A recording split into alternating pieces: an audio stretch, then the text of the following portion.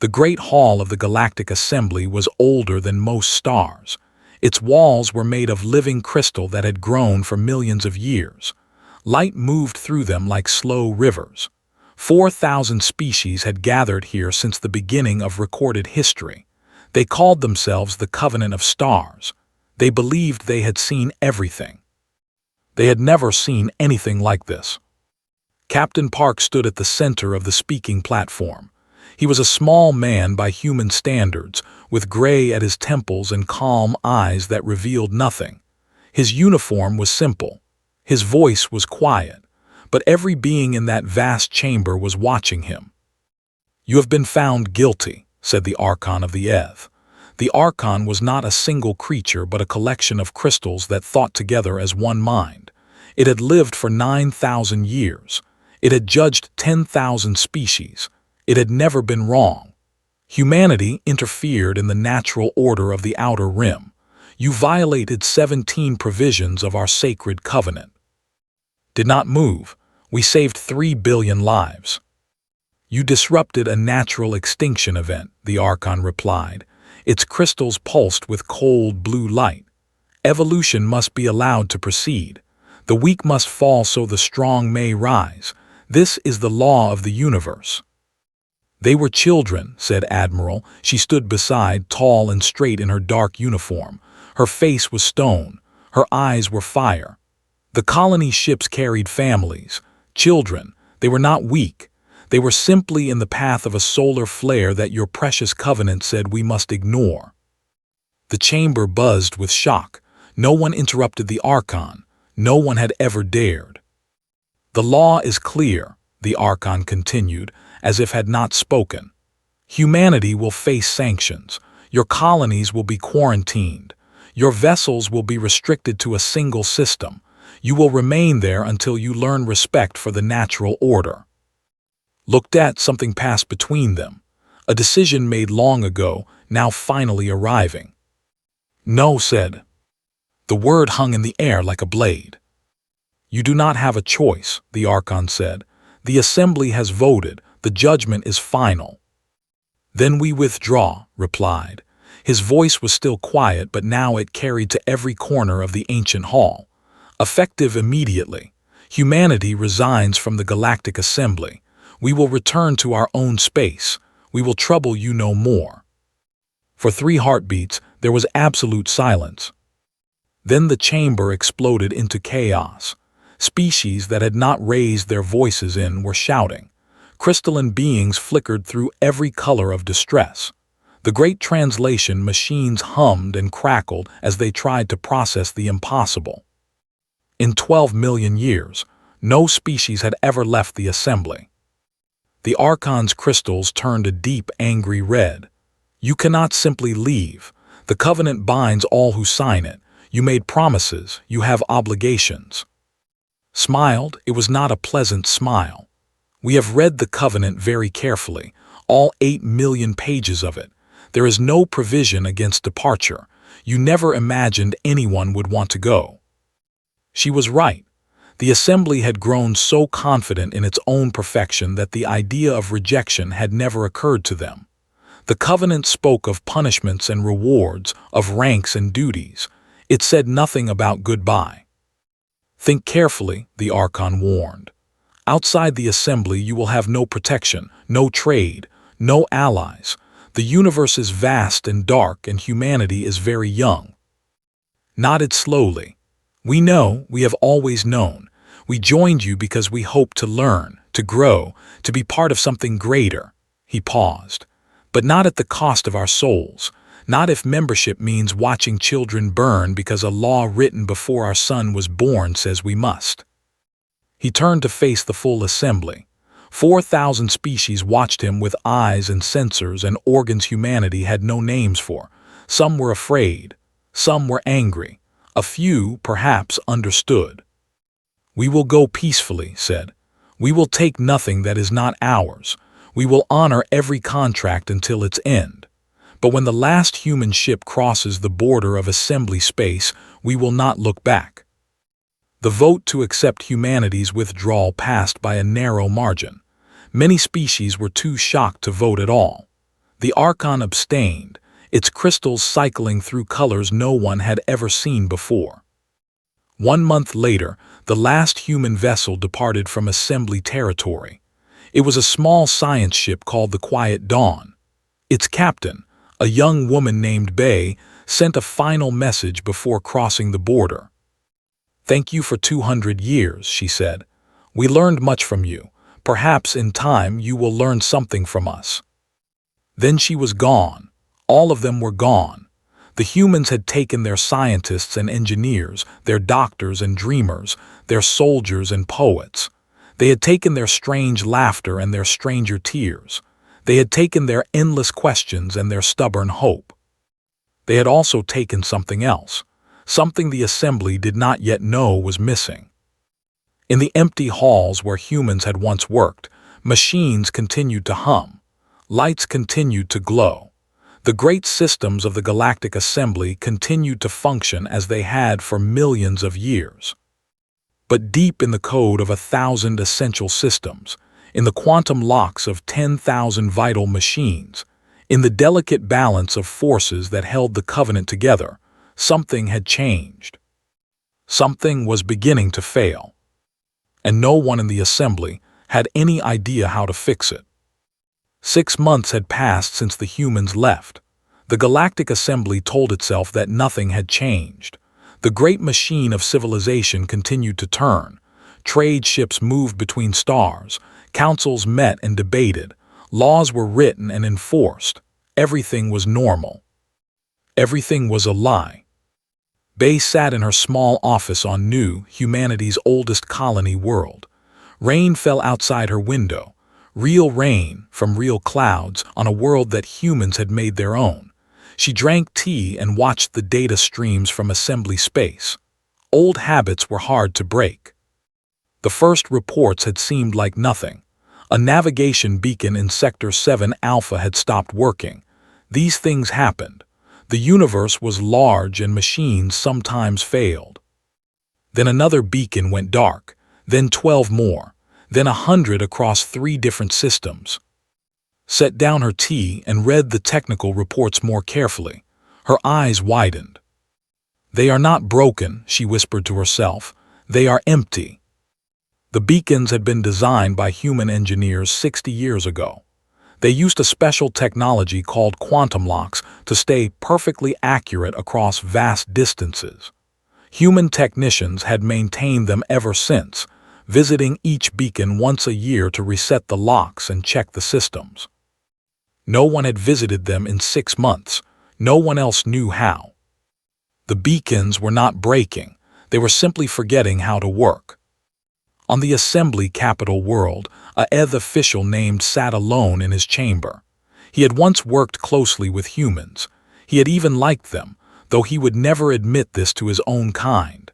Now he stared at a report that made no sense. The medical machines in the outer colonies were failing. These machines could cure almost any disease. They could rebuild broken bodies and restart stopped hearts. They had saved billions of lives across thousands of years. Humans had designed them. Humans had built them. Humans had understood them. Did not understand them. Neither did anyone else. He did something forbidden. He sent a private message to his former human contact, a trade minister named. "Your departure has created complications," he wrote. "The medical synthesizers are failing. We do not understand how to repair them. Please help us." Read the message in her apartment on New. She read it twice. Then she forwarded it to the Human Colonial Council with a single note. "Let them ask properly." The assembly did not ask properly. They were too proud. They had judged humanity and found them wanting. They could not now admit that they needed human help, so they said nothing officially. They pretended everything was fine. And things got worse. By month 8, the faster-than-light communication networks began having problems. Messages that should have arrived instantly were taking hours, sometimes days. Sometimes they never arrived at all. Power grids on 12 worlds started to flicker, not failing completely but becoming unstable. Lights would dim without warning. Machines would pause for a second, then continue. Small things, annoying things, frightening things. The great universal translator was the worst. This machine was the heart of the assembly. It allowed 4,000 species to understand each other perfectly. Every word, every meaning, every subtle shade of thought was translated instantly and accurately. Without it, the assembly would collapse into chaos. Humans had built it. 200 years ago, a team of human linguists had offered it as a gift, a gesture of friendship. The assembly had accepted it without question. They had never asked how it worked. Now it was making mistakes. A simple trade negotiation between two species ended in screaming when the translator told each side that the other had insulted their ancestors. A peace treaty nearly became a war when the word peace was translated as surrender. A religious ceremony was ruined when sacred prayers came out as jokes. The assembly's best scientists studied the translator. They examined every circuit and every program. They understood the basic mechanics, but the deeper they looked, the more confused they became. The translator did not just change words. It understood meaning. It knew when someone was being sarcastic or sincere. It could tell the difference between a threat and a warning. It recognized jokes and translated them into jokes that worked in other languages. This required something more than programming. It required understanding. It required a kind of thinking that the assembly's scientists could not explain. They sent another message to the humans. This one was slightly less proud. We request technical assistance with the universal translator. We are prepared to offer significant compensation. Read this message too. She showed it to Admiral, who laughed bitterly. They want to buy what they do not understand, said. They still think we are just clever mechanics. What should we tell them? Asked. Looked out the window at the rain. Tell them the truth. Tell them the translator cannot be fixed by anyone who does not understand what language really is. Tell them that language is not just words.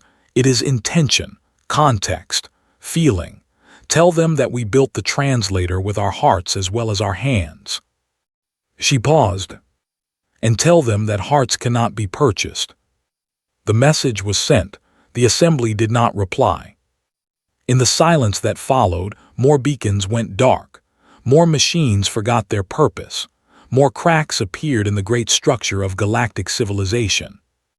And somewhere in the deep darkness between stars, something even stranger was beginning to happen. Something that had nothing to do with machines or technology. Something that would soon make all other problems seem very small. The universe itself was starting to change. 14 months after the humans left, Dr. Shin stood before the Human Science Council with shaking hands. She was young for such an important meeting. Her hair was messy from too many sleepless nights. Her eyes were red from staring at numbers that should not exist. It is not just the machines, she said. Her voice trembled. The universe itself is breaking.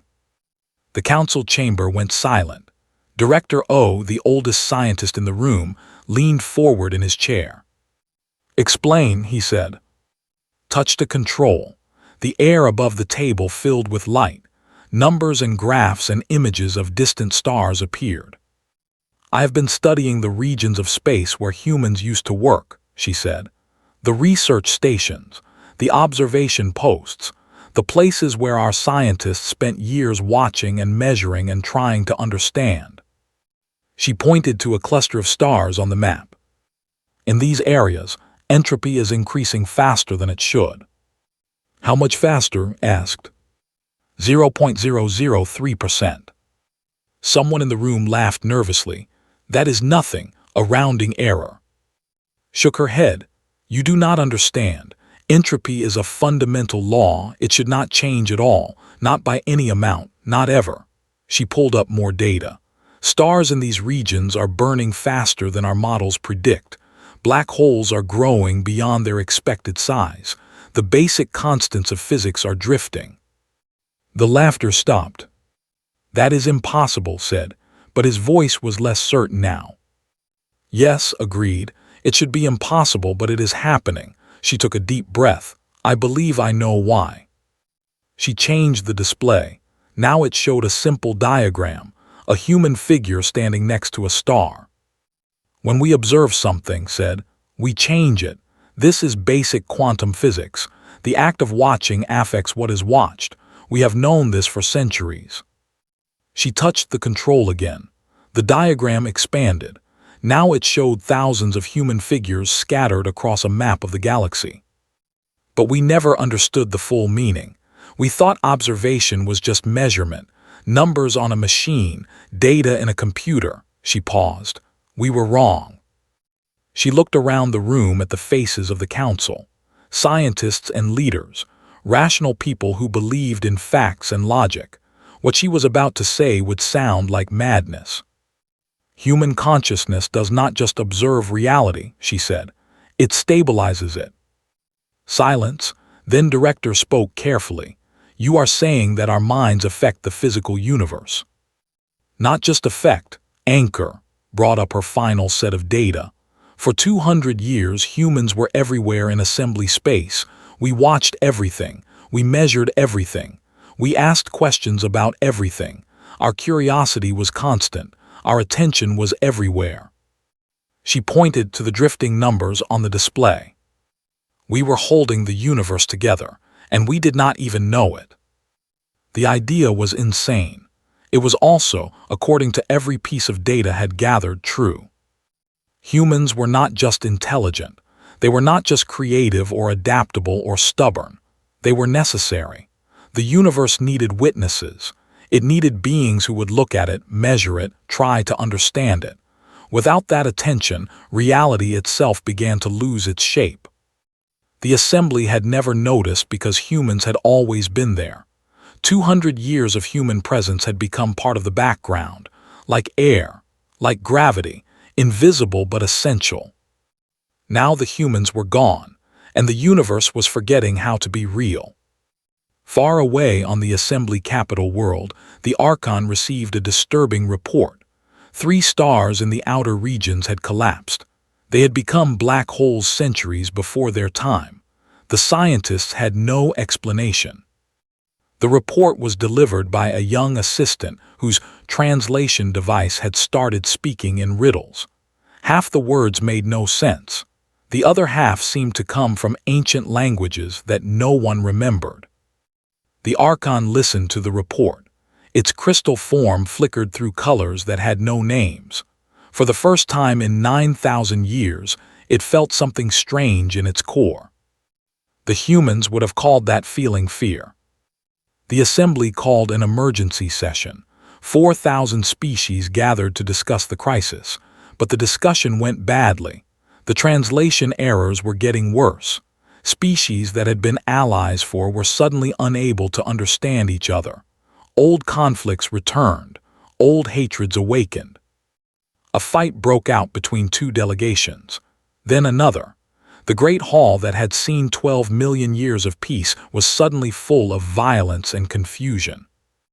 The Archon tried to restore order, but its own words were being translated wrong.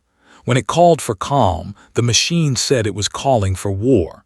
When it asked for patience, the machine said it was demanding surrender. The session was canceled. The delegates fled to their ships. The great hall stood empty, its ancient crystals dim and cold. On Nu, the Human Colonial Council met to discuss what to do. They had seen the reports from assembly space. They knew what was happening. We could go back, said Governor Iam. We could help them. They have not asked for help, Admiral replied. They are still too proud. People are dying, species are falling into chaos, stars are collapsing. Yes, his voice was sad but firm, and they chose this. They told us we were wrong, they punished us for saving lives, they cast us out. She looked around the table at her fellow humans. I do not want them to suffer, but I will not beg to help those who rejected us. When they are ready to see us as equals, we will welcome them. Until then, we wait. The council voted. The decision was made. Humanity would wait, and the universe would continue to break. 22 months after the humans left, 17 ships appeared in the sky above Nu. They came without warning. They came without weapons armed. They came carrying representatives from 200 assembly species, including the Archon itself. Governor Iam received the news while eating breakfast with her family. She put down her rice bowl, kissed her children, and went to meet the delegation. The landing platform was cold in the morning air, stood at its center flanked by Admiral and Admiral Park. 100 human soldiers stood behind them, not threatening, just present. The Archon was the first to descend from the lead ship. Its crystalline form was dimmer than remembered. Some of its crystals had gone dark entirely. It moved slowly, carefully, like something very old and very tired. "You left us," the Archon said. Its voice was still translated by machine, but the words came slowly now with strange pauses. "And now, reality unravels." Did not smile, she did not frown. She simply stood and waited. "You asked us to leave," she said. "You made it very clear. Our interference was not welcome. Our methods were unnatural. Our compassion was a crime." "We did not understand," the Archon replied. "No, you did not." Other beings were leaving the ships now, recognized some of them. The Eth, tall and crystalline, the dark and flowing like living shadow, the small and quick, their bodies covered in delicate feathers, species that had voted against humanity, species that had called them dangerous, species that had celebrated when they left. They all looked tired, they all looked afraid. The negotiations began in a great hall that humans had built on Nu. It was not as old as the assembly chamber. It was not made of living crystal. It was simple wood and stone and glass, but it was warm. It was honest. It was home. The assembly offered everything: full restoration of human rights, seats on every council, control of the outer rim territories, access to resources and technology, anything, everything. Listened, listened, listened. The other human leaders sat in silence as the assembly representatives made their desperate offers. When they finished, Elder rose to speak. He was the oldest living human, 147 years old. His hair was white, his hands were thin, but his eyes were clear and his voice was steady. "You treated us as tools," he said. "For 200 years we gave you our gifts freely, our science, our art, our medicine, our machines. We asked for nothing but friendship. We hoped for nothing but understanding." He paused. The hall was absolutely silent. "You took our gifts and never asked their cost. You enjoyed our work and never wondered how we did it. You judged our compassion as weakness. You called our love of life a crime. You cast us out because we refused to watch children die for the sake of your philosophy." The Archon's crystals flickered. "We were wrong." "Yes," agreed, "you were. We are asking you to return." "No," shook his head slowly. "You are begging us to save you. That is different." He walked forward until he stood directly before the Archon, small and old and human, ancient and powerful and alien, two beings looking at each other across a gap of understanding. "We will return," said, "but not as members of your assembly, not as servants of your covenant, not as junior partners in your great project." "What do you want?" the Archon asked. "Equality, true equality. A new covenant written by all species together. No more judgments from above. No more laws that forbid compassion. No more punishments for saving lives." The Archon was silent for a long moment. Its crystals cycled through colors that could not name. Finally, it spoke. "And if we refuse?" Smiled. It was not a cruel smile. It was the smile of a grandfather explaining something difficult to a child. "Then you will learn what the universe is like without us. You will watch your stars burn too fast and your machines forget their purpose. You will see your civilization crumble into silence and darkness." He turned to look at the human leaders behind him. "And we will endure, as we always have, on our own worlds with our own people living our own lives. The universe is large. There is room for us to build again." He turned back to the Archon.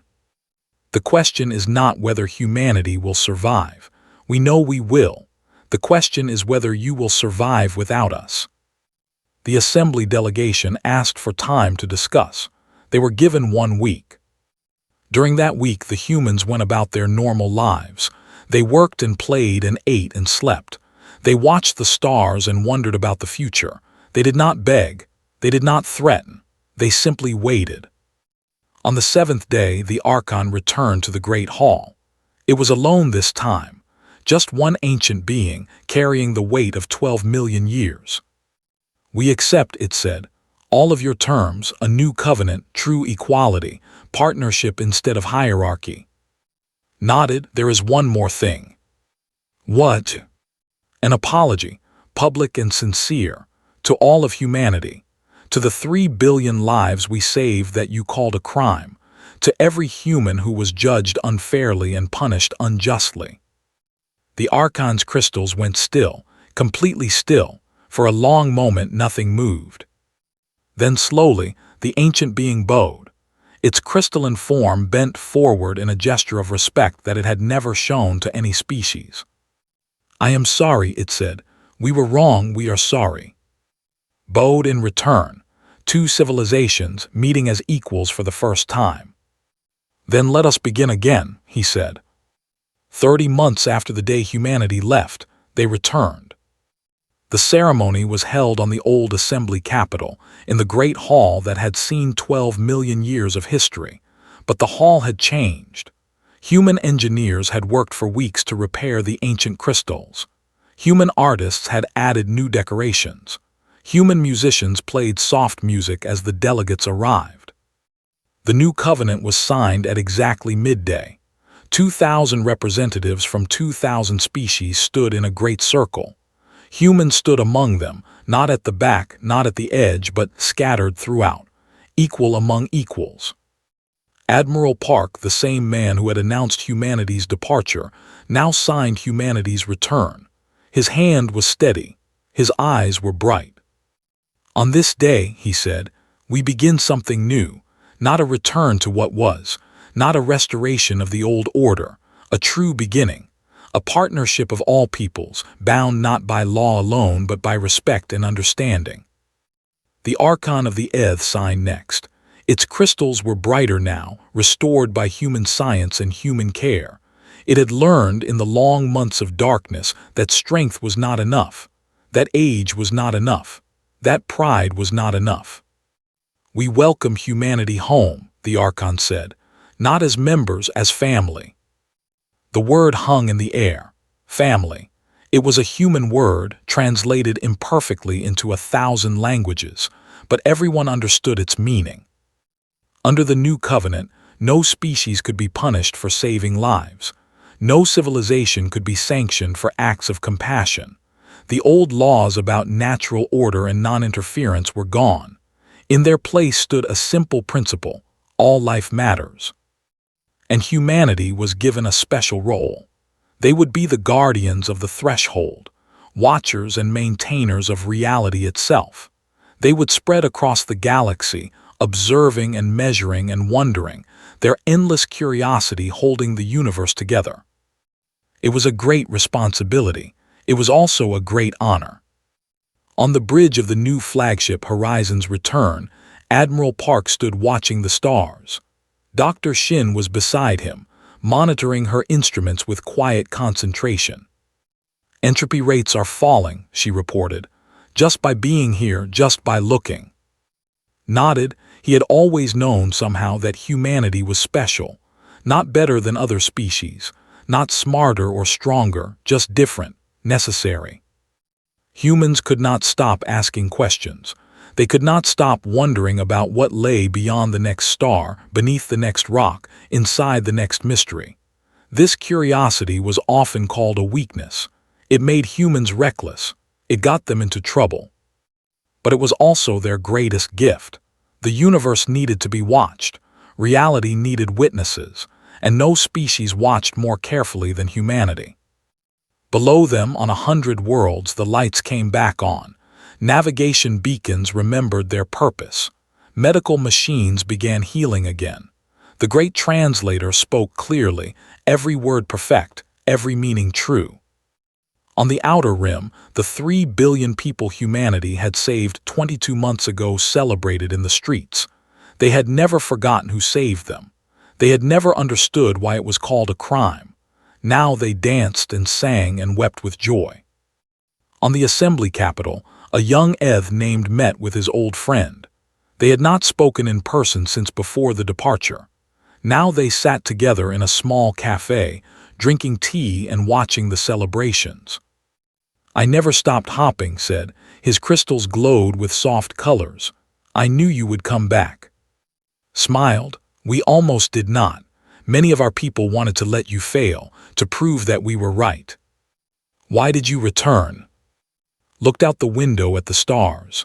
"Because that is not who we are. We cannot watch people suffer, even people who hurt us. It is not in our nature." Was silent for a moment. "Perhaps that is why the universe needs you, because you cannot look away." Far across the galaxy, Elder stood in a garden on Nu. He was very tired. The negotiations had taken much of his remaining strength, but he was happy. His granddaughter, a young woman named, walked beside him. She was 22 years old, born after humanity joined the assembly, grown up in the strange years of departure and crisis. "Will it work, grandfather?" she asked. "Will the new covenant last?" Looked up at the evening sky. The first stars were appearing. Somewhere among them, human ships were spreading out across the galaxy, carrying watchers and dreamers and curious souls. "Nothing lasts forever," he said. "Even stars die, even galaxies fade." He smiled at his granddaughter. "But that does not mean we should not try. That is the human way. We know we will fail eventually. We know we will fall, but we stand up anyway. We try anyway. We hope anyway." He put his hand on her shoulder. "The universe is vast and old and strange. It does not care about us. It does not love us. It does not even know we exist." He paused. "But we care about it. We love it. We watch it with wonder every single day. And somehow, against all logic, that watching keeps it together." Looked at the stars. "So we are the universe's conscience." "Perhaps, or perhaps we are just stubborn enough to keep looking when everyone else looks away," laughed softly. "Either way, we have work to do." In the great hall of the Galactic Council, once called the Assembly, a new inscription had been carved above the entrance. It appeared in every known language, a message to all who entered. "We stand together, or we fall into silence." The words were simple, the meaning was vast. And across the galaxy, on a million worlds and a billion ships, humanity went back to work, watching, wondering, asking questions that had no answers, loving a universe that could not love them back. The stars burned at their proper rate. Black holes stayed within their boundaries. The fundamental constants of physics held steady and true. The universe was stable again. Humanity was home. And they would never stop looking.